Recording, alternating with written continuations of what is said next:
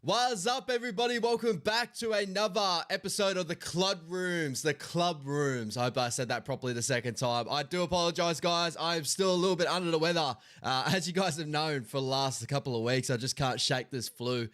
So got a mean head cold, so hopefully I don't annoy you guys tonight. But as you know, this is Members Mondays, guys, so only the members in the chat. All your questions will be answered. Let me know in the chat, like, any questions that you got for me. I'll try to answer to the best I can, and these are all for you guys, bro. Like, you know, all this is for you guys, all the members out there that pay your hard-earned cash every month, $5.99. This is your moment to shine, your moment to chat with me, and any questions that I can answer. So I'll probably be live, guys, for about 45, and then I'll hit the road, but I appreciate all you guys coming through anyway. Like and subscribe if you enjoy the content. Wise Up TV, more to come for the future. We got obviously all you can eats tomorrow night, where we do a little bit more season review as we did last week. And yeah, obviously getting really keen for the internationals as well, while the finals is playing at the moment too, and a crazy final series. But Jose, thank you so much for coming through, my bro. First of all, Webby would be silly to let MGT go. So yeah, I've seen obviously the big news, coming out that Graham Telfer has been given a permission to go, look elsewhere, probably go to Super League. I think Graham Telfer also wants to go, obviously wanting to get more of a shot in first grade.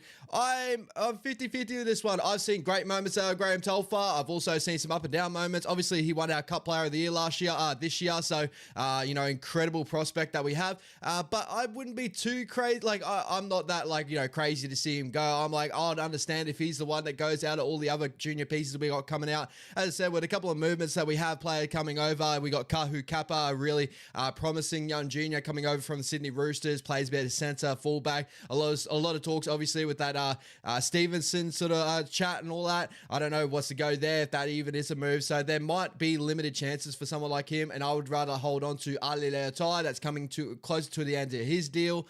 Players like that, and Sio Gali, stuff like that. But it still would suck to obviously see him go. What's going on, Tars? Appreciate you coming through. Jose, how about Manly though? Doggies with all the stats, all the ball, but Josh Curran had to light a fire within DCE, and Manly pull off a win. Rugby league is amazing. Rugby league is incredible, bro. Like it's so unpredictable at times, right? You could be the team that goes out there, tries your heart out and all that. But shout out to the Manly Seagulls. They had to stand all the barrage of the Doggies, because the Doggies were up for the majority of that game. I do feel like the attacking side of things were more so on the Manly Seagulls side of things. But defensively, the Doggies were really, holding down the Manly Seagulls down their own end. But when the moment was to strike, when Tommy Turbo had to stand up, he stood up. When DC had to stand up, he stood up. And that's really the difference between the Dogs and the Manly Seagulls at the moment. It's more of those big key players, I'm guessing, and the Dogs will get that more in time. But yeah, at the moment, that's what the Dogs are currently missing. I know you got the Matt Burtons of the world, Vietnam Gickals, they're all stood out, Critter, but I still do think they're missing a couple of added more pieces that probably a little bit more finals experience as well. They got Critter and that there, but just those added pieces to get them over the top of teams like that. Josh Macklin, what's happening? Appreciate you coming through. As always, Members Mondays, guys. Thank you so much for coming through. And Tars, felt for the Dogs. For me, either way, like, obviously, I got a best mate that's a Doggies fan. You guys know him, Brody, obviously, on our Wednesday shows, Down Unders. But I'm definitely not a Manly fan. But either way, that was a really great contest. So, yeah, I feel for the Dogs. But, yeah. There was a lot of chat also being more so the fact of, how we were so similar to the Dogs of last year. I do feel like we had a similar trajectory, but I noticed a lot of, obviously, senior media were writing more of the Dogs side to be like, maybe they will decide to actually win a premiership in that first year of, just boom of uptick in performance and stuff, where we were that team last year and I didn't see that same sort of thing. It was always questioning around certain parts of our group, and it kind of goes down like we both obviously got bowed out in the finals, but I would probably argue the Warriors 2023 season was a little bit better than this Doggies 2024 season. I know defensively we were up there statistically as well, so but shout out to the Dogs, incredible season, and it's a building block season for them. I just want all Doggies fans out there, I know there's none in here, we're all Warriors and all that, but Doggies fans out there, know this is a building block season. Don't look at your side and be like, listen, they should be competing for top 4, all that sort of stuff. You should just bottom 2. You've had that many years out of the finals. Just use this as a building block. And I feel like that's what we kind of got caught in the grips of as well, just being that storyline, thinking that we're going to go one better. Maybe it's just a little bit more of a slower burn. So, yeah. Kurt Fleming, we have an abundance of great centers. He just ain't going to get the game time. Makes sense for him to go. Yeah, I do believe that too. Like, I think that Graham Tolfa has a really, really good high potential, like, skill set. But there was a reason why he got dropped back to Cup. It was a little errors in his game. I thought defensively he wasn't too bad. Later on in the season, obviously within the finals run and stuff, he probably had some of his worst games, probably around that finals series as well for our Cup finals. But he's definitely a guy that definitely showed out. He actually, I didn't take full notice of him fairly early on. Levon was actually the first one, obviously, in our preseason trials, like, oh, he's got a bit of something. I was more so looking at some of the other boys, like, the CO Garleys that we got coming up that I'm really, really excited for, and a couple other pieces. But when I saw him, I actually started looking at him now. I'm like, he's got decent potential, and wherever he's going to go, people, like, they're going to get a really good outside back center, high potential, good footwork, big body, tackle breaker. But for us, we got Ali Leotai and stuff like that I would just have up on the Rickers scale, you know what I mean? Like, up there on a potential scale. I think Ali Leotai has probably got more potential than Graham Tolfa, and I think that's the way the club's sort of looking at it as well. We'll go through a bit more of the other news as well too, guys, a little bit later on, but we'll just run through questions and stuff. I'm just going to say Nicho Hynes is overrated in my opinion. Didn't offer much at all. I saw a lot of the comments on Nicho Hynes. Obviously, it's going to be a lot of talking point when, a star piece of the Sharkies probably didn't have his best performance in final series and stuff like that. But, I think that some of the comments around Nicho are a little bit unwarranted. I don't think he's obviously hitting the levels that what he hit the first year when he won his Daily M year. And I think a lot of that had to do to, I guess, the Sharks, overall team actually growing and, stepping up to the plate. Maybe there's an opportunity they can move him in different positions, but I think he's stuck solid with him being a halfback. I think they just need to continue to work with him. There's a great player in there. I love the way he plays football. I love the way he gives early ball to his outside man. He plays football like it's like basketball, like a point guard out there. He does really well, giving extra, early ball on the outside. He always is covered there. Really good short side raid sort of attacker.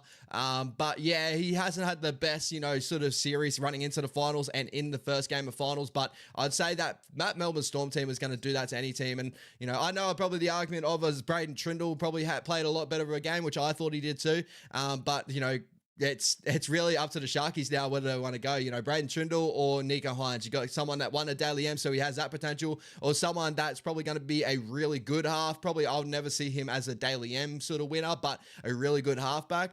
Which way they're going to go, and maybe it might suit him as more of a team-based player instead of someone that has so much noise around him. That is Nicho Hynes. So that's really what the Sharks got to deal with coming up. But yeah, it's definitely I would probably say at the moment his performances aren't reaching the level as what everyone's expecting. So yes, Tan, I would say that you're probably right thinking that he's overrated at the moment. I do think he's got potential to get to his rating, get to becoming a great player. But at the moment, he's in this little bit of a limbo, and I think he's just got to get over that hill. Jose, this is the first time I ever cheer for Manly. I never cheer for Manly, bro. I love that from me, bro. Luke Adams. Still think we're a half short next year.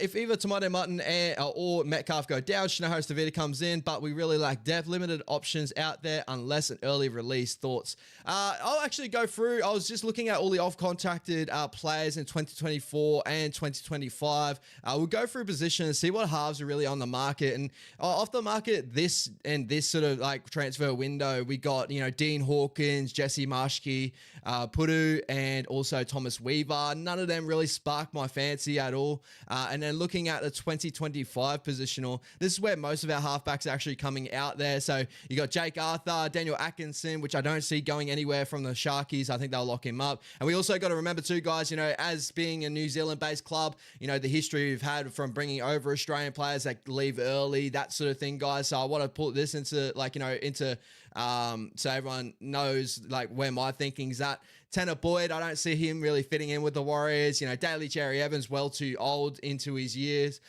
Jake Clifford, probably going to get re-signed by the Cowboys the way he's playing later, on now. Tom Duffy, really, really solid halfback of the Cowboys that is going to be in their development. Kyle Flanagan, I can't see that. Jackson Hastings, not really. I love Jacko as a player, but a bit too long in the tooth now for me as a Warriors halfback. Bailey Hayward becoming more of a middle forward. like a lock player. Ben Hunt too old. Drew Hutchison wouldn't touch. Lockie Ilias, too many scars. Sean O'Sullivan wouldn't touch. Jonah Pezzett is probably going to go to the Knights from all I'm hearing. Adam Reynolds wouldn't touch. Brad Spider. So I'm legit naming all these guys. I hope I'm not bashing any of these, but yeah, this is where I'm thinking. Brad Schneider's probably got the most potential for me out of the younger blokes, but he wouldn't come to the Warriors in my opinion. Toby Sexton's another one there. I think we'll see how the Dogs go in the next couple of years if they re-sign him or not. They also got Mitch Woods coming through, so maybe he could become on the market. Wouldn't touch Blake Taff with the 10-foot pole. Jad Townsend as well wouldn't go near him. We've had our time with Chatty. Braden Trindle, he wouldn't come over to the Warriors. Shout out to Caboolsha, let's go. And Sammy Walker probably would be asking for a ton of money, which I don't think we're a team at the moment that will be sending a ton of money in there. But it's just where I'm thinking. 5'8", you got Adam Dewey, Kieran Foran, Tomato Martin, Jamin Salmon, and Cody Walker, all a little bit, probably asking for a lot more money in their age and stuff like that. And I'm happy with Tomato Martin with what we got currently right now. And that's coming off contract end of 2025. So they'll be in talks in November 1. I think that's when they're allowed to start getting into chats. But overall, that list, I'm not looking at anyone. I'm like, yeah, they're banging out of the park. That's the one I want to be signing. I've seen a couple of here. Cy Brody has the backup half. I'm sure he'd love to play for the Warriors, but obviously that top level is just a different step up.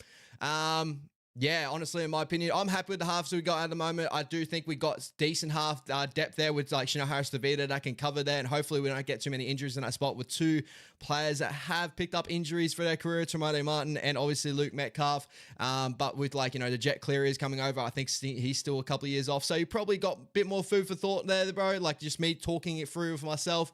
But there's no one really on the market that I would go chase, and I think that we can develop a lot from beneath. I think I saw a lot of the schools breakdowns of over the weekend was it the under 19s, under 16s, all the schools programs that had their big final series and that, and there was a couple of standouts that are actually in the Warriors system at the moment, so do keep an eye on that. And we also got Jack Thompson and Harold Matz that won our Harold Matz grand final.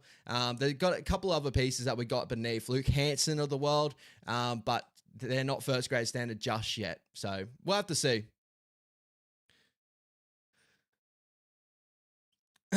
Feels like we're making some room for signing as we are majority. Yeah. I possibly. I'd be really interested to think that what's going on with that Leo Thompson news. For me, I don't want to be chucking a ton of money out in there. I don't think we need a lot in the market at the moment. I still I look at the squad that we have, and I'm looking at with I don't want to say rosy colored glasses, but I see a lot of good pieces that we still have there. A lot of them had their probably worst injury riddled career games this year. Obviously, Chance, Chanel was in and out of the lineup. Tomato Martin, obviously ending career with the neck injury. Luke Metcalf breaking his leg. I think that we probably would look a lot better than next year. It would be the most unluckiest team again if we have the same sort of injuries next year, because a lot of them were really unfortunate ones too. So we'll have to look into those sort of things. With obviously news on Montoya, whether he's moving on to, there could be a little bit more cap room that we have to play with. And Leo Thompson is the one that's probably at the moment, if he does leave the Knights, may as well. I just kind of worry about how depth there with our middle forwards and our younger forwards not getting a role. So that's my only worry there. Sorry, guys, I'm going to get a drink. Oh, there's going to be a battle. But we're there together. We're here together, huh? Oh, pardon me. I'm so sorry. Tons, 100% Jose. I said at the beginning of the season that I thought a couple of bottom, those bottom four would be up at 8. So for good for them. Oh, that's about another conversation there. Jose, do the Roosters bounce back? They are pretty battered at beating. I'm tipping they won't. I think that they're fairly off the pace at the moment. Obviously the Penrith Panthers were absolutely incredible in that game, and they had a little bit of moments after that second half, but that first half was a dire straight.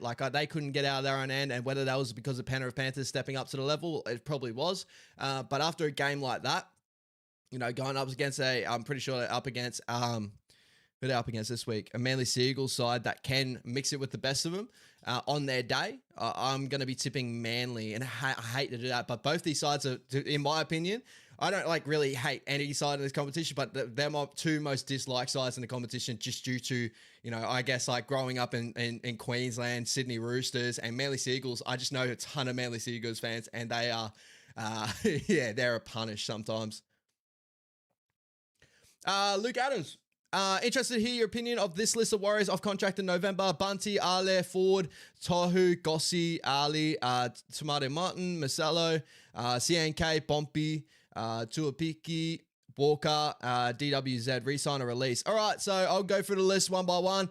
At the moment, with all the news, I'm thinking Bunty's probably dead and gone at the moment. And that hurts to say because I think Bunty's been a great piece for us for a long time now. But I think that probably that ship has sailed. So I'm going to say we're releasing Bunty. Tom Ale, I'm still yet to really kind of get on the back of Tom Ale's train at the moment. I'm still like, I've seen great moments out of him where I'm like, all right, here we go. This is what we want to see. But then I've also seen some really poor efforts. Like, from memory what was that game? The Parramatta Eels game where off the dropout, he just had that moment of lapsing, just thinking he was taking his breath and just didn't fill in that line and end up causing that try from the middle. It's where he should have been in that play. He had a lot of moments like that defensively, a great attacking forward, but defensively is where he needs to work. So I'll probably keep him in cup mainly.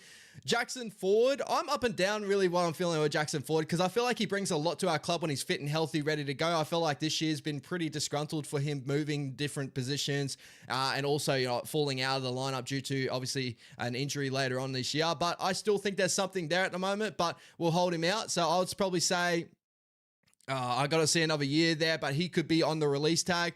Tohu, probably more so to the end of his career at the moment. Probably want to see a little bit more out of him next year, but I'll probably say more so release out of him as well. Ed Gossi, release. Ali Leotoa, sign. Tamade Martin, I'd love to sign.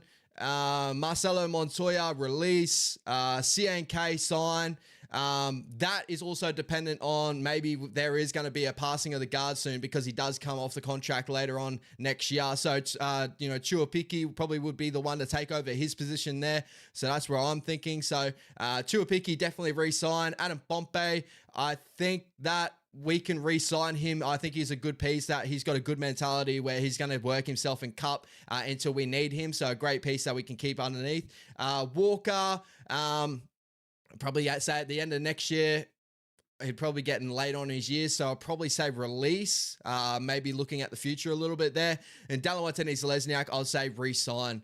Mainly, I think Dallin's probably not had his greatest year this year, but still ended up within that top 15 range of try scorers, which is mental to think about when a year that we actually started to prefer our left side more than our right side. We started off our right side, then we went left, then we kind of finished off left, and then finished off right, obviously with Sean Johnson's game. But I think that he's still a great winger in this game, has potential to be a top 5 winger in this game, I do believe. I'd probably say a lot of actually big analysts and stuff like Matty Johns actually has him up there within the top 10 wingers in the game. And I think with a team to pick his life, he actually picked Dallin Watene-Zelezniak in the wing. So he has really high thoughts over Dallin Watene-Zelezniak. And I think that when we watch players like this week in, week out, we probably see something a little bit different maybe, but also maybe we overanalyze certain things. I do think that I do that in times as well.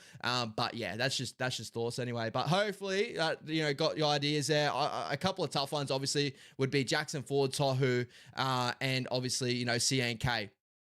I think they're the 3 ones. Maybe Dylan Walker as well, but it's more so to see how Dylan Walker's going because he's getting up there with age. Injuries will probably start creeping into his game a little bit as we saw this year, but he played through those. I just don't want to be stuck with probably a decent sum of money that, maybe he's only playing at a certain minutes. But I think he's good to have there as experience to really pass the baton on because I do believe 25 is going to be a year that we're starting to see the passing of the baton, maybe, building the standard of the club with the leaderships, the older men. And then over 26, 27 is where we're going to see a lot of our juniors coming up, and that's where those contracts are going to get swayed away. That's where I'm up in the air about CNK, is I think he's great enough to re-sign and that, and I think he's 29 at the moment. I think he's still fairly young, but Tane Tuapiki is going to become a big prospect to push for that role. I think if we need to find a spot there, it unfortunately would have to go to the deficit of CNK, whether we play him more in cup. I'm not too sure, but I do believe that will happen more so towards the end of next year than it will be to the start. That's just my thoughts overall. Shout out Tahi, appreciate you coming through, Momo.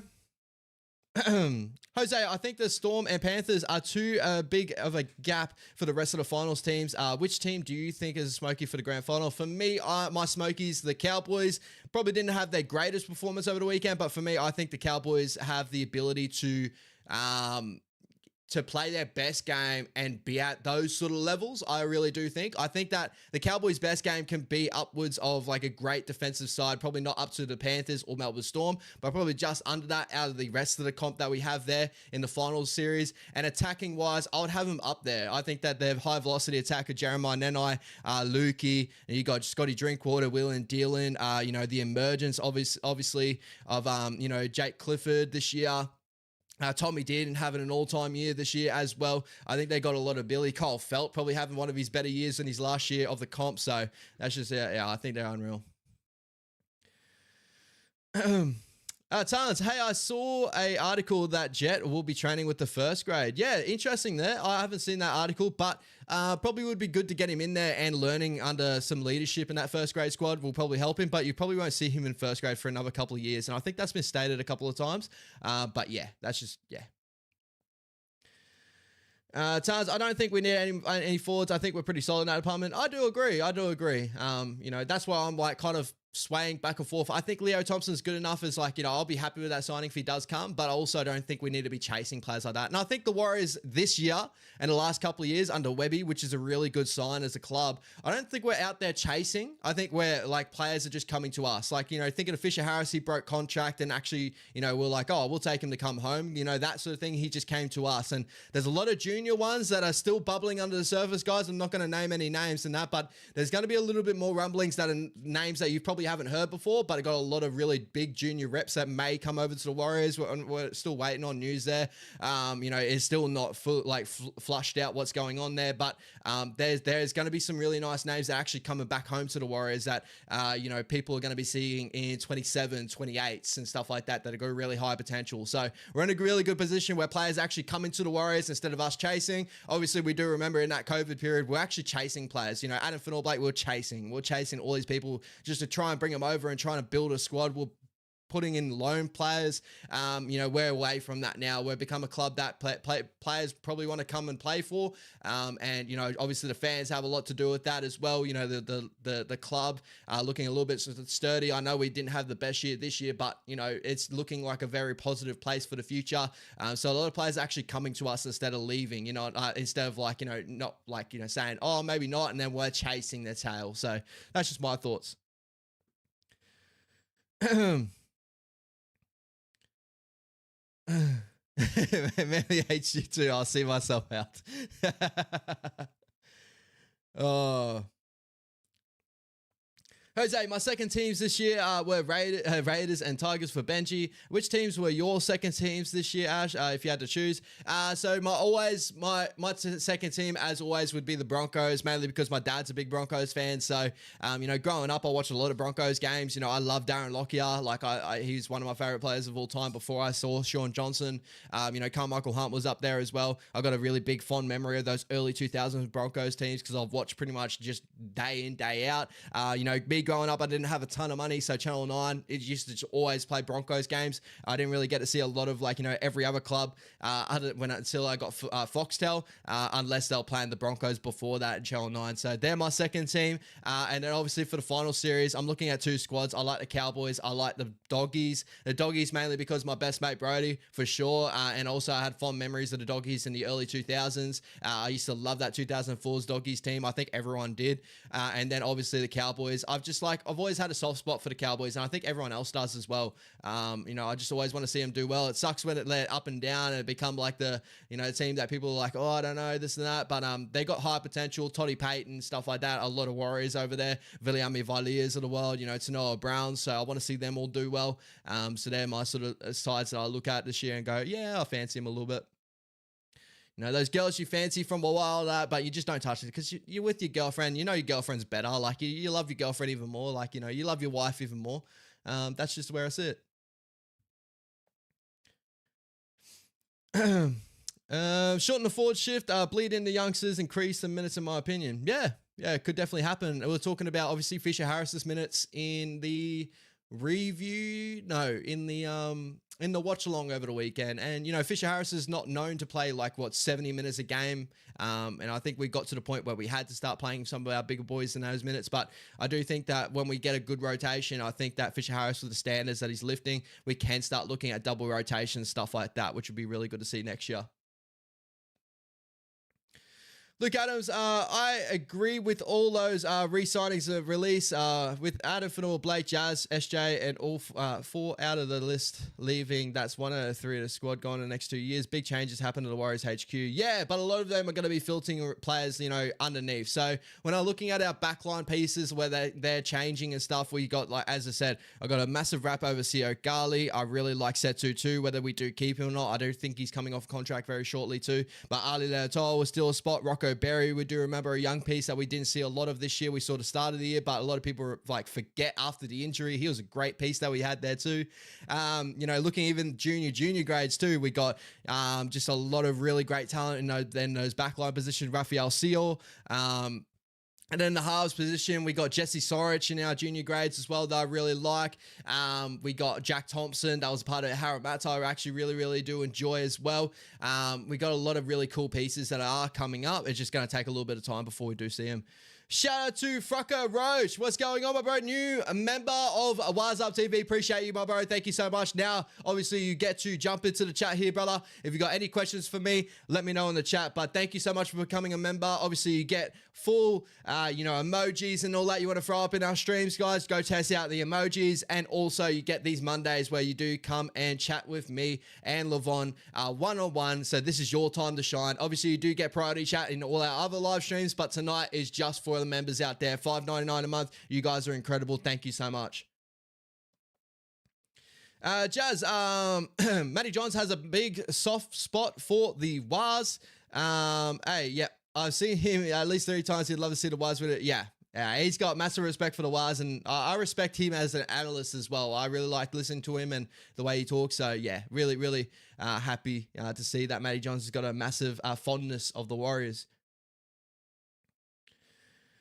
Dance, yeah, Luke Adams, yeah, change is good. And I wouldn't even, as I said before, I wouldn't even call it change. I'll more so say it's just passing the baton. I think we're going to a new era. I think I've said it a number of times. I don't want to beat your eardrums in, but I do believe that, losing Adam Fanor, Blake, Sean Johnson, Jazzy Devanga, we're actually losing the scars of the past of the Warriors. The past of, very inconsistent performances. I know last year happened, guys. I understand that, but a lot of those came down to injuries and all that. I feel like we had a lot of ego players, very individual talented players, but I do think we're going to become a club that plays through a system more so than having individual players.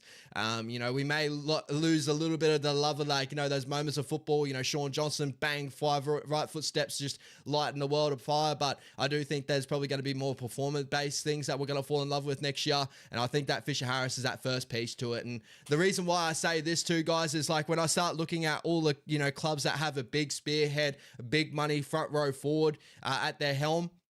Look at where they ended up this year, and then look at all your top teams in the competition and name their prop room and, where they really sit in the pecking order.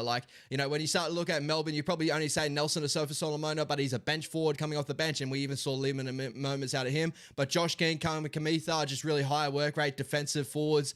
Looking at the Penrith Panthers, there's 1-2 punch of Leota and Fisher Harris. There's been arguments for, time in, time out that Payne Haas has got more talent, Adam Fanor Blake's got more talent, but look what those boys ended up in the ladder this year. Joseph Tarpanet's got more talent than all those guys as well. I do believe he's got the footwork, all that sort of stuff, but that talent, as a team-based sport, where does that get you? Obviously out of the 8 as well. Just looking at all the other sides, Stefano Otigamanu's in that Tigers side with Clemens of the world and all that. They're just not those pieces, and I do believe that a prop room that's all together and plays as a team, like the Penrith Panthers, like even the Sydney Roosters with obviously, the Lindsay Collins of the world and that, that's where you start to see the uptick in their performances. Look at the Doggies this year with the smallest pack room actually made it into the top 8, have one of the best defensive sides in the competition. I think we'll be moving towards more of that than there will be a big juggernaut like an AFB that would kind of drag us out of everything. I think just the standard would lift at everything else, and I think that's a true thing to really look into. So I'm excited for the new years that are coming out, and also all the talent that are coming through the system that are actually playing technical football from juniors all the way up. They're not playing just smash and grab sort of football that, New Zealand football football was known for, back in the day. I had a lot of Kiwi mates and all that were just saying, like, playing rugby league over in New Zealand, all the way through the grades. It's just like, honestly, go out there, get your head taken off, get smacked around. You get out there to get smoked. Where in Australia, it's a bit more technical, and it'd be the opposite, because we put so much, emphasis in rugby league. Then we have rugby union, where the opposites for us over here in Australia to what you guys have in New Zealand. Like, your rugby union, so much more technical, so much more smarter, and your athleticism. I do believe the New Zealand Kiwis will actually benefit from the systems we're putting into place right now. And the good New Zealand Warriors side will also be the best thing for a great New Zealand Kiwi side. All these juniors that are coming through now that are playing technical football, as soon as they come up through the grades, that Kiwi side's going to be a touch better. Like, imagine New Zealand if they put full focus into rugby league instead of rugby union. I don't think that will go all the way. Like, I don't think, you will lose love for All Blacks, all that sort of stuff. But I believe that the more that you can fall in love with, rugby league, and the more that, people will come in and start playing in that, the more we'll start to see the best out of the Warriors. So, and also the Kiwis in international time, which we're already seeing the best out of them at the moment. Obviously, last year, Pacific Championship, a massive win over my Aussies. So, yeah, that's all my thoughts on that position. But, yeah.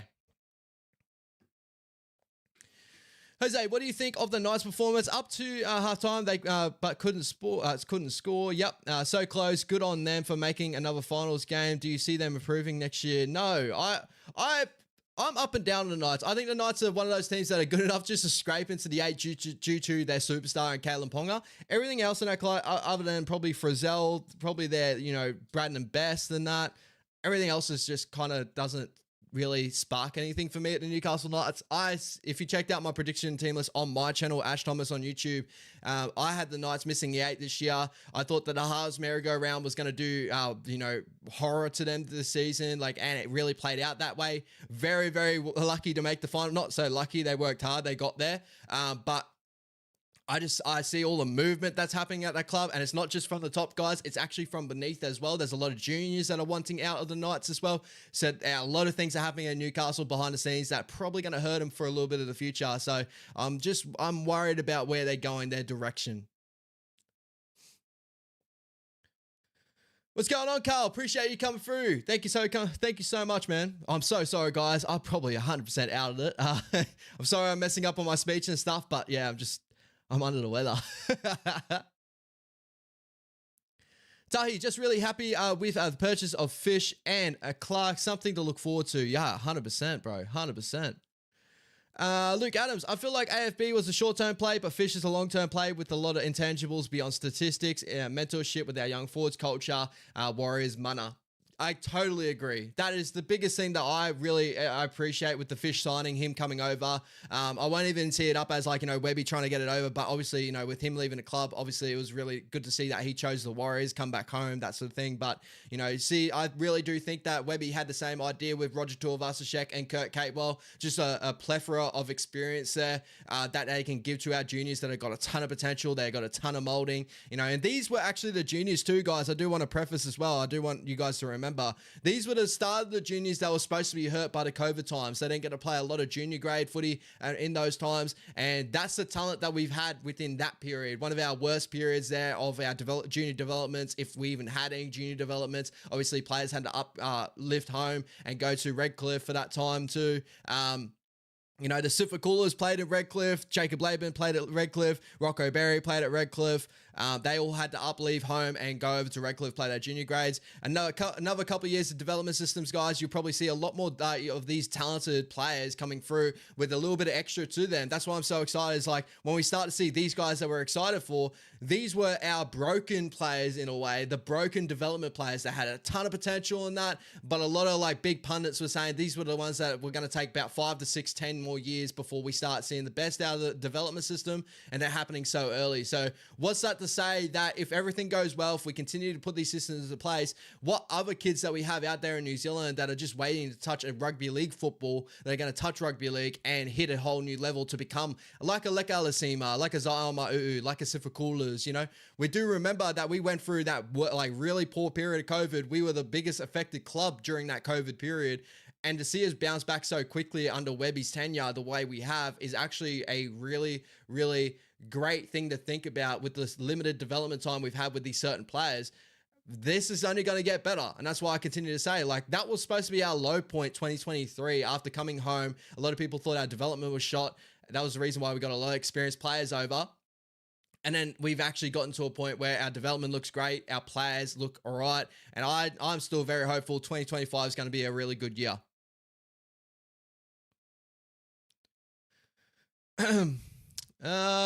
Luke Adams, there's clearly shifts happening at the Warriors organization. Just have to be patient. At least we now have a direction. Finally getting our identity. Kiwis coming home, massive crowds, heritage, merch.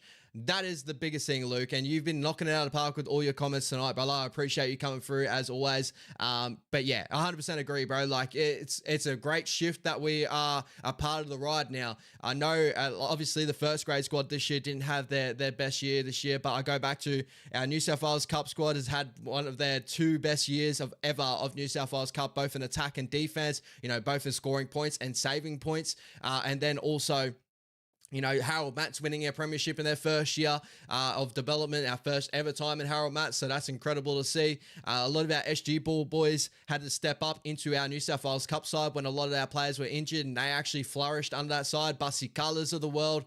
He was incredible in the SG Ball side. He's only so young, and to do what he's doing in the New South Wales Cup side to be played up there, incredible. This is what I'm saying. It's like, we got a lot of these pieces there, and with all the rumors that I'm hearing too, guys, this is only going to get a little bit better. Like, there's a lot of big key signings that we could be into play for that, you guys won't hear the name starting off with, but if you heard some of the credentials that, people are putting us upon them, you would be really excited for the pieces that are coming for the future. But even looking over, I'll move over to here. Obviously, looking at some of the gains, Kahu Kappa is the one I continue to look at. He's very much like, by comparison to him, he's got a very similar builds to like the Joseph Suoliti type, stuff like that. I probably more comparison to him to like a Christian Inu type, but really excited to see what his development can really upheld. Obviously, was a really good rugby union junior as well, highly sought after. Great to see him come home. Obviously, Aaron Clark, we do know. Jet Cleary, we do know. Fisher Harris, Kalani Going, Luke Hanson, that have both been at the Warriors before that too. And obviously, with all the rumors, Marcelo Montoya to the Tigers is still a big rumor going around, so we probably won't see him more so into the future. But yeah, just really, really great news. And while I touch on it too, guys, before I jump over, shout out to LaShawn Albert Jones. Amazing, amazing news. I've been waiting for this news too. She has been the one that I've been waiting for too, being Stacey Jones's family. I'm pretty sure she's a niece of Stacey Jones. Incredible to see her sign. Obviously coming over, she was a part of that Newcastle Knights side that is with Griffin, that is coming over to us, to coach our side next year. So really, really excited, Ronald Griffith. I'm really, really excited to see what he can build out of this girl. Like, she's a Kiwis representative. Really excited to see the future of these ones there. Also, the major big signings too, guys, of, Maya Hill Moana, a really good defensive prop forward, high work rate, upwards of 90% tackle efficiency. Probably is not the biggest workload in the middle of run rate. Obviously, I think she averages about 89 meters per game, but a really, really solid middle forward too. Got high credentials over her.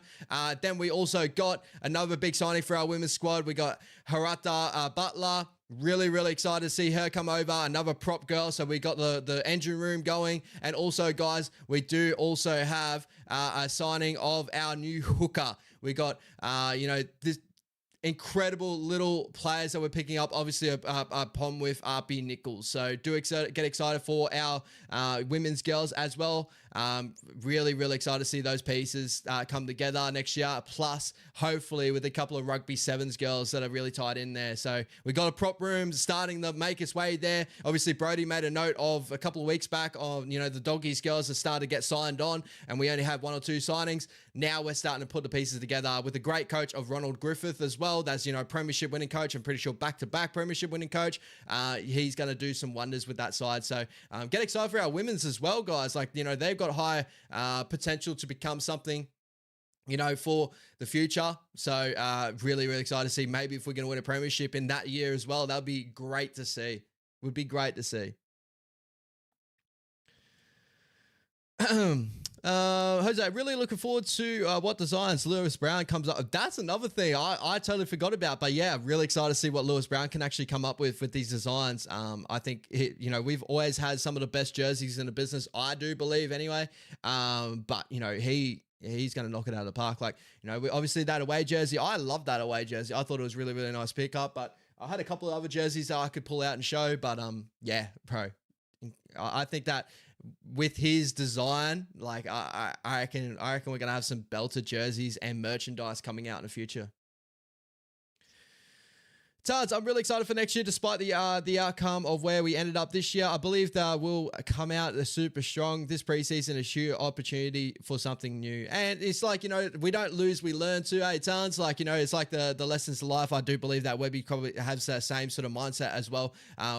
We just got to learn from the experiences of last year. We learned a couple of big things. With Tamale Martin at 7 roll, we actually had a positive win-loss percentage. We actually had upwards of 60%. And the losses that we actually took in those games were only down to a couple of points per game, right? And, a couple of those moments due to cold kicking and just not finishing our dinner at the end of it, obviously, in those big key moments, field goals, stuff like that. So now we just need to pair him up with a piece that probably can do that. And I do believe that Luke Metcalf can develop into that. So that's why I'm excited for that halves pairing to next year. I do think that having those two there has a high velocity sort of attack. You got the speed of Luke Metcalf, but also you got the gunslinger of Tamane Martin that's willing to do anything. And defensively, both pretty solid there. We saw that game at Olakawatu with Luke Metcalf. I do believe that he had a really solid game in there defensively. I'm pretty sure he didn't miss too many tackles on Olakawatu, like 1 or 2. From memory, I don't even think he missed 1. He had a really solid game there. Obviously, Olakawatu is really strong and still powered through him, but just to get your body in front all the time. Solid defender, and to add on the back of that, I do believe that whenever Tomato Martins touches his side, it just lifts the side energy-wise. Like the gunslinger mentality, the variety in attack probably gives a little bit more confidence to the boys outside of him. So I'm excited for next year. I really do.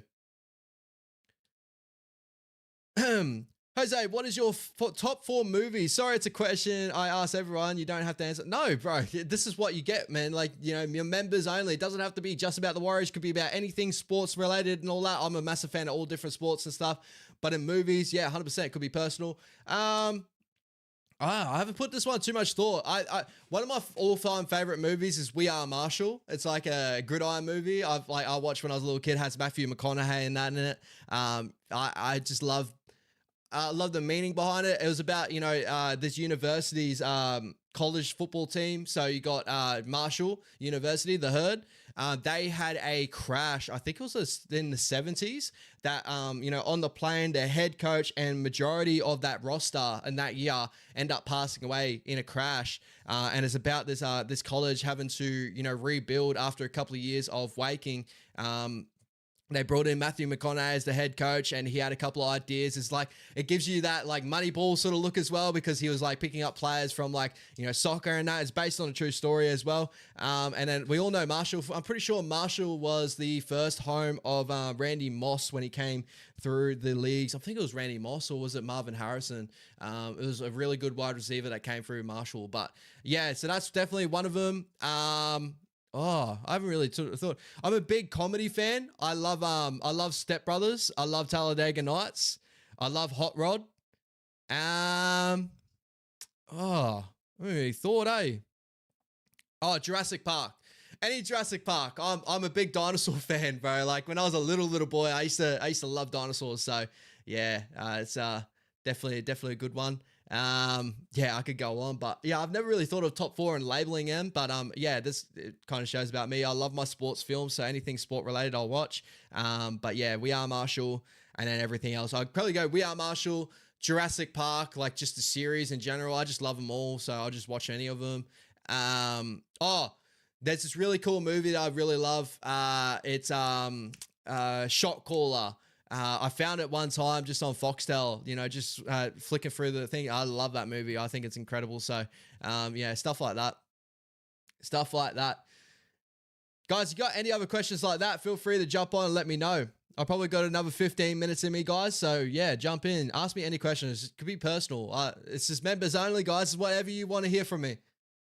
I'm here for you guys. You paid your hard-earned cash for this. Hopefully, I'm up to it.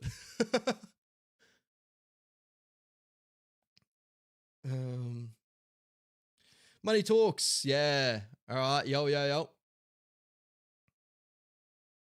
Definitely add it to the list, Jose. A really good watch. It may be for some, maybe not for others, but it's kind of like you got the same sort of mold of like Remember the Titans, stuff like that. But yeah, I love my gridiron films. I'm a massive I'm just a sports nut. Like, you know, I follow NFL, NBA, UFC, EPL, like everything. Like, you know, it really frustrates my missus, but you know, most of my days either with the footy on, and when the footy's not on, I'm watching basketball. If basketball's not on, NFL's on, UFC's on. You know, yeah, like, yeah, if you want to ask me all my teams and stuff like that, ask me my teams. I'll let you know. AFL as well. I watch a bit of everything. All right. Yeah, Remember the Titans, a great one. A great one. What do you got, Jose? Top 4, Lion King, The Temptations, True Lies, and Heat. Obviously seen The Lion King. I haven't seen the other 3. I'm going to have to check. Oh, I think I might have seen Heat. It doesn't spark my memory though, but I'll have to check out those, bro. If you check out Marshall, I'll check out those for you, eh? And we'll come back next time. I'll let you know how I feel about those movies. Great movies though. Luke Adams, your breakout star for the Warriors in 2025. I'm expecting Sifakula to nail a bench spot, but Halasima to solidify his spot on the bench. I'd actually love to see Halasima step up into a starting role. It may be a little bit too early. I know a lot of people, like I've argued against like not pushing these players too quickly, but he's actually been a player that I've been high on since I first saw him in SG Ball. I think he's been incredible all the way through. My best, what do you call it? Like, my player comp to him is like a Jeremiah Nenai, but with like the aggressiveness of like, you know, of an early day fish. Like he's got like the competitiveness of, it's hard to even say. Like he's got the Jeremiah skill set with this aggressiveness that puts him above Jeremiah's. Like I believe that he's got the potential to become something like Jeremiah Nenai, but maybe something a little bit better. I believe anyway. Just because like Jeremiah has those times where he kind of like switches off, and he's the skill set's so high with him too. So those big switch offs are really noticeable. But where I every time I've seen Lek Alasima, he always is going at the contest. He wants to put shots on. He runs hard, like he tackles hard. But his footwork's incredible. So he's definitely a big step out for me. I'm probably going to say it's going to be his year next year, because I think Sifakula is going to be incredible next year as well. So those are going to be the 1 and 2. But if you want a smoky one, I don't know if we're going to be able to see too many. Of course, Ali's probably had his breakout year this year, most likely to most fans out there. Who has the ability to step up and just, you know, play incredible? As I said, if there's any time that Basikala will snag a wing spot, I think that you guys can get excited over Basikala. I think he's got a lot of potential. A lot of potential. Played fullback in SG Ball, but probably say I prefer him on the wing in Cup. He's just not there at fullback, you know, in the bigger grades just yet. But his speed, it's not the quickest in the world, but he's just got this. He's got something. He's got it. And also Sio Gali. If you watch Cup, I think Sio Gali is going to be my breakout in Cup. You know, obviously he got hampered off a knee injury at the end of this year, and we didn't get to see a lot of him in Cup. But as we've spoken with multiple different Warriors content creators and that are close with, you know, the coaching systems and stuff like that, and out of all of them, they actually have his name circled. So, and every time I've seen him play, he's just got something special. He was the one that set up Setu 2 in that last try, I think mid this year. I think it was against the Knights, actually, from memory. I think we were down like a try down and that, and it was just bang, bang. I think he came off his left a couple of times, bang, offload in the corner from memory. But incredible player. Incredible player. True Lies. Yes. I'll have to check him out. Heat stars Robert De Niro and okay, yep. Yeah, I'll have to check that out, Jose. That intrigues me. That intrigues me. Really does. Tell you, bro, I think those two need to be managed into long shifts to take it to forward pack. Yeah, they got the potential to play longer. I would just say, like, obviously, I think Sifakula, obviously, coming into grade, had an incredible year. But this year was actually his injury-riddled year. He came back off injury mid this year, had a lot of weight to him. He got his fitness levels back up. So you'll probably see a better Sifakula next year, I do believe, with the preseason under him. Obviously, we do remember he had his ACL injury late 2023. So that's why we didn't see him for majority of this year, didn't have a proper preseason under him, which makes that like little breakout moment this year, makes it even more special for me as a reason why he didn't get a ton of minutes, because his fitness is probably not all the way up there yet. And Leka Lasima has been dealing with a couple of injuries as well too before grade, but you know, both have got potential to get, you know, they can become something very special for the Warriors, I believe. Jose, a last question for me. What's an album you love with no bad songs on it? Anything Chris Brown. And like, you know, that might be controversial for what he's done. Like, I don't agree with like, you know, obviously the bashing of Rihanna, that sort of thing, right? Like that's not right at all. But him as an artist, there's not one album where I do believe that top, like start to finish, that you just can't stop listening to and go like, that's a horrendous song. Like, you know, he's one of the only artists that I really get into that. Also Forest Hills Drive, J. Cole. I'm a massive fan of J. Cole. I went to see him in concert too here over in Australia. Yeah, unreal, bro. Unreal. But those are the ones for me. Any Morgan Wallen. I started on Morgan Wallen as well. A bit of a country fan, a little bit too. But yeah, Chris Brown, bro. Like, yeah, Chris Brown for sure. It was my first ever album I ever got was I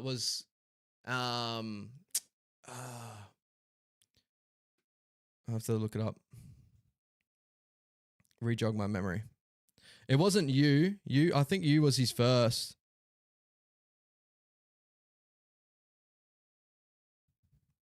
Discography. Exclusive. Chris Brown was his first, sorry. Yep. Yeah, Exclusive. I think Exclusive, the first ever one, top to bottom. I played that to death. Yeah. That's where it's at. All right, guys, anything more? Again, guys, like, you know, as like Jose's been doing, it doesn't have to be just the Warriors. I am here with you. So you just like, whatever you want to ask, I'm here. You know, it could be multiple sports related, like, you know, what's my favorite sporting sides? You know, what do I think about this, and that? It doesn't just have to be that. I've got another 8 minutes to be with you guys, and then I'm going to hit the road. And get some rest, because I am still not 100%, but I'm excited to come back for you guys tomorrow night as well.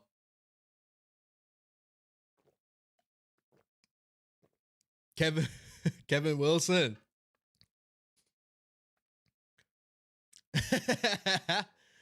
NFL Week 2 thoughts, up the Raiders because SJ chose them.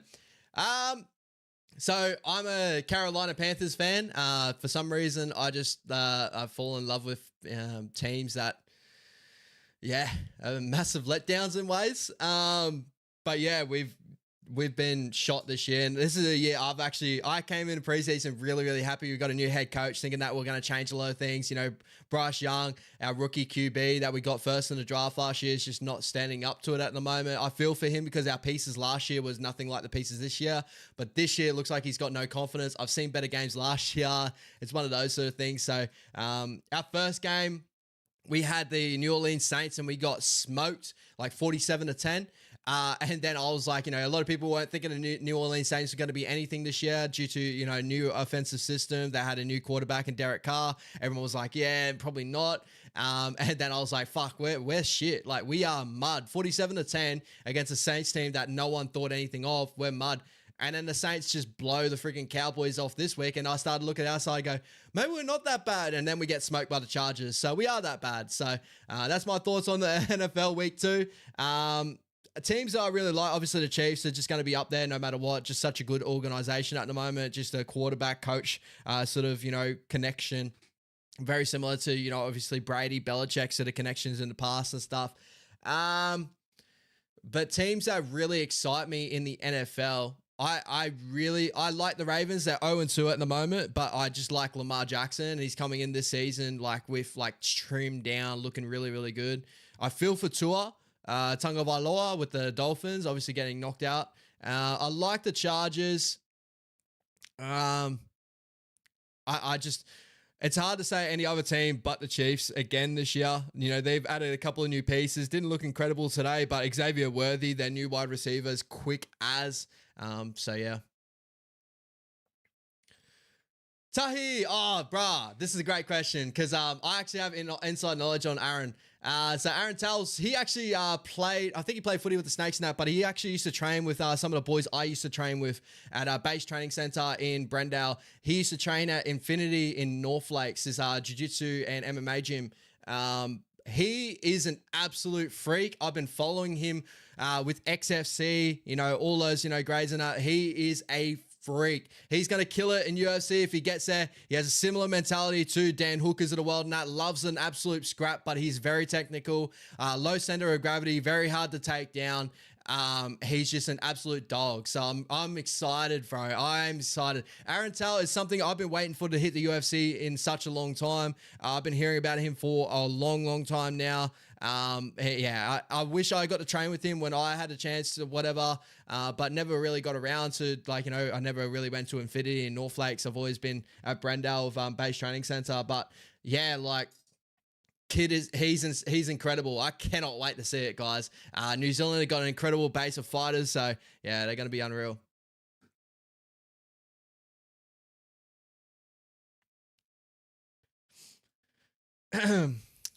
Yeah, Sterling was really good too, getting that contract, eh? He was a freak. He was a freak. Jazz, thank you so much, my man. Appreciate you coming through as always. You are always a freak and always stepping up for us on Wise Up TV. But yeah, I am so excited, Tahi, for Aaron Tull. Really excited. Really excited. I think he did a podcast too, talking about the Caboosha Snakes and some of the gangs around the area and that, pulling something on him, and he's just hard, bro. He's hard. Jose, UFC is so dope, bro. Yeah, I caught as much of the UFC as I could over the weekend. I was out and about. Obviously, I had my my sister's little one. We were babysitting. Then we were out and about. So I caught as much of the fights as I could the other day. Usually I watch them with Brody, my best mate. We usually catch all the fights. I tipped the Murad Davashvili win. You know, wrestling, bro. Like, his wrestling's unreal. But I'm lucky enough to I got trained by an ex-UFC fighter, Damian Brown. Like, I'm not like crazy hectic or whatever, but I did probably about three years altogether with Damian Brown in Brendale at Base Training Center, guys. If you're over here in Australia, you're around the area, and you want to train MMA, jiu-jitsu, that sort of stuff, Base Training Center. Bro, absolute freak. Like, you know, Damian Brown, Beatdown Brown, go check him out on Instagram. And that ex-UFC fighter was really good prospect in Australia, really good wrestling, ex-veteran as well. He's an absolute freak, like an absolute freak. So, you know, shout out to him. I got my blue belt under him. I got to meet Jake Matthews. I think the day that I got my blue belt, Jake Matthews was actually in the line with us as well. So that was incredible. You know, you got to see Dan Hooker over here. Like, Dan Hooker sparring is like, bro, like, he's an absolute freak of nature. You know, I can't believe he makes the weight that he does. He's actually thick. Like, he's dense. Like, his bones are dense. So, shout out to Dan. He's a freak. But, you know, there's a couple of boys that go over and train with Dan Hooker. Shout out Meng. He's actually going through some stuff at the moment. But, you know, me and Meng, he's from Auckland or whatever, came over here. He used to train with us. Shout out Meng if you're in the chat or whatever. But yeah, I won't talk too much. I've been a gym in a good year or so now, but I miss it. It's incredible. Like, I just don't have the money for it these days. But yeah.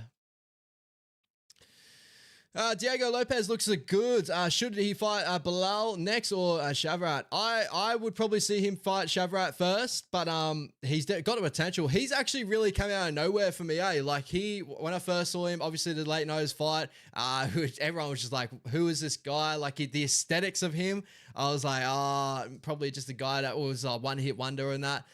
But to do what he did too, to take out a top 3 prospect or top 3 featherweight in obviously Brian Ortega. Ortega's an absolute gun, got all the experience in the world, has fought all the best fighters too. For him to do what he did to Ortega was quicker. He's very composed when it got to the ground as well, to get on his feet and not get caught by triangles, stuff like that.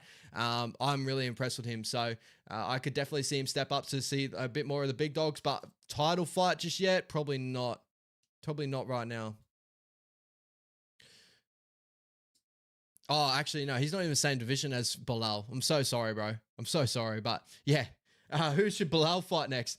I know that obviously Hamza can't drop down now. I'm pretty sure he's staying at middleweight, but I'd love to see him fight Hamzat. Let me just check the rankings. I thought Sean Brady's performance in the UFC the other day was really, really nice. I don't know if it will win him a title fight, though. That's the thing. Pound for pound welterweight. Where's my welterweights here? Leon Edwards, Kamaru, Shavrat. Yeah, Shavrat's probably the best one there. Would love to see Jack Della Maddalena get around about those roles. I would probably have maybe Jack fight Leon Edwards or something like that. Make that fight. That'd be crazy if that's not made already. I'm pretty sure Leon might be booked. I'm not too sure. But Shavrat, yeah, that's actually a good point there, Jose. Real nice. Yeah. Hamzat versus Whitaker in October. That's going to be an incredible fight. For Hamzat, that's probably it's going to be an interesting one because obviously Whitaker's takedown defense is like legit, but then you got like this bear of like Hamzat. Like what Hamzat's doing in that octagon is like, it's mental, bro. Like his wrestling's unfucking believable. His striking's not too bad either. Like the fight that he had with Gilbert Burns just opened a lot of people's eyes to his striking's actually pretty good. The guy's an absolute wolf. And to come up against Robbie Whitaker is a massive task, but it's going to be a great fight. I'll be cheering for Whitaker, but like if Hamzat gets up for the next fight, if he gets up to Duplessis, I think that he could take out Duplessis, in my opinion. But that's just my thoughts. Yeah, it's so good to see Dan win that last fight, especially all the things, going around. Obviously him in, the Waz game and that. He's such a character, but meeting him, I was checking out how tall he was, stuff like that. And I'm pretty sure he's around about my height, but he's thicker. Like his calves, he's got like these legs that his thighs aren't huge. They're similar all the way down, but these calves are like that. And for him to ever get down to featherweight, I have no clue. And that's just shout out to the fight dietitian as well that he works under. The fight dietitian, his actual name. Incredible work to get him down to that weight. So yeah, he's a freak. And middleweight's your favorite division? Yeah, bro. Middleweight. I used to be a big light heavyweight fan back in the day, but light heavyweight's kind of probably lost its touch. Welterweight used to be big for me. I used to love GSP when I was growing up. But yeah, these days I really like to watch the featherweights. I used to love Max Holloway, probably one of my favorite fighters and that, but yeah. Don't stress, Jose. Don't stress. This is why you pay $5.99 a month, my bro. You get to hear yourself out in that. If there's anyone else in the chat that wants to jump in, feel free to jump in, ask any questions before I go. I'll be going to a little bit, but yeah. Appreciate you, bro. Thank you so much for coming through, Jose. Thank you for asking all your questions. Incredible. Hard yards, dropping weight. Yeah, and that featherweight cut is fucked in the UFC, man. Featherweight is under 60, right? It's 60. What is that? UFC. No, kgs. 66 kgs. So think of I'm currently right now 88 kgs, around about that for last time I checked. And I'm a twig. I'm skinny as I probably just got a lot more weight in my legs than that. But so he was looking like me, but probably shredded, obviously. He trains all the time and that. But for him to get down to that weight, I'm pretty sure when I met him, he was around about that 80 range. I might be wrong there. I could be telling porkies, but he just looked it. Same with Jake Matthews. When I met Jake Matthews for my my blue belt and that, he's thick.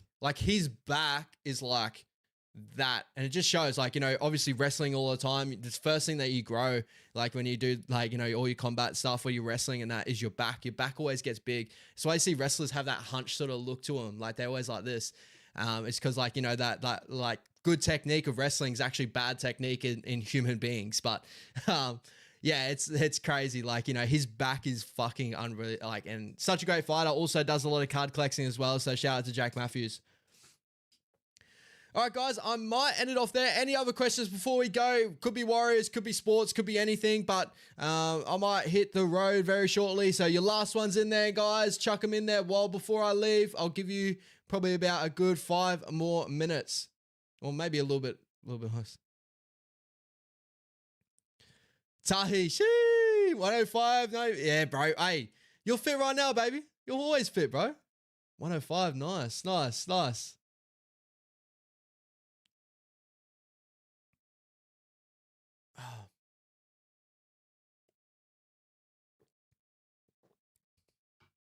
I've enjoyed this chat tonight, guys. You guys are incredible.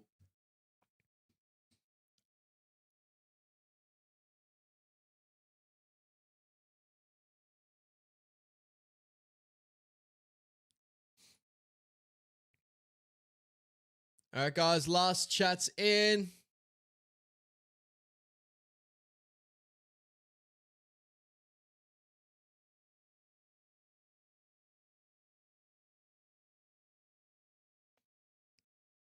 Sweet. All right, guys. Thank you so much, Ty. Appreciate you as always. All right, guys.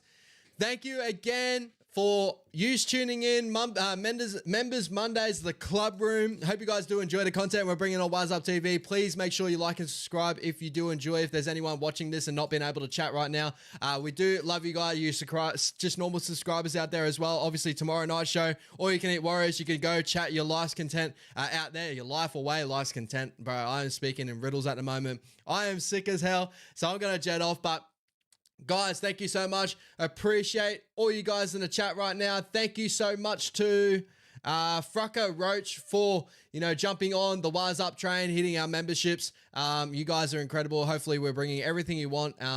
Enjoy your night.